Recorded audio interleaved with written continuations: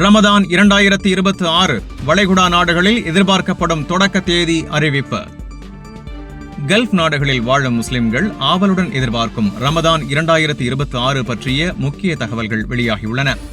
வானியல் கணிப்புகளின்படி 2026ஆம் ஆண்டுக்கான ரமதான் பிறை பிப்ரவரி 17 செவ்வாய்க்கிழமை மாலை தோன்றும் என எதிர்பார்க்கப்படுகிறது.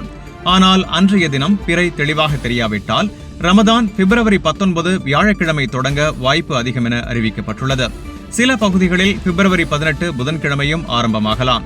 இஸ்லாமிய காலண்டர் சந்திரனை அடிப்படையாக கொண்டதால் ரமதான் மாதம் 29 அல்லது 30 நாட்கள் நீடிக்கும். தற்போதைய கணிப்பின்படி இந்த வருடம் ரமதான் 29 நாட்கள் இருந்து மார்ச் 19 அன்று நிறைவடையலாம். பிறை தெரியாவிட்டால் மார்ச் 20 வரை நீடிக்கும்.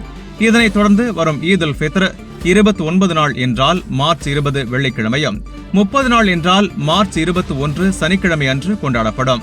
இந்த ஆண்டு ரமதான் குளிர்கால இறுதியில் வருவதால் நோன்பு நேரம் சற்றே குறைவாக இருக்கும். அதிகபட்சமாக சுமார் 13 மணி 25 நிமிடங்கள் மட்டுமே நோன்பு இருக்கும் என கணிக்கப்பட்டுள்ளது. UAE, சவுதி உள்ளிட்ட கல்ஃப் நாடுகளில் ரமதான் காலத்தில் வேலை நேரம் குறைப்பு, பள்ளி நேர மாற்றம், இஃப்தார், சஹர் நேர அட்டவணைகள் வழக்கம் போல் அறிவிக்கப்படும். இறுதி தேதிகள் அனைத்தும் அதிகாரப்பூர்வ பிறை காணும் குழு அறிவிப்பின் பின்னரே உறுதி செய்யப்படும்.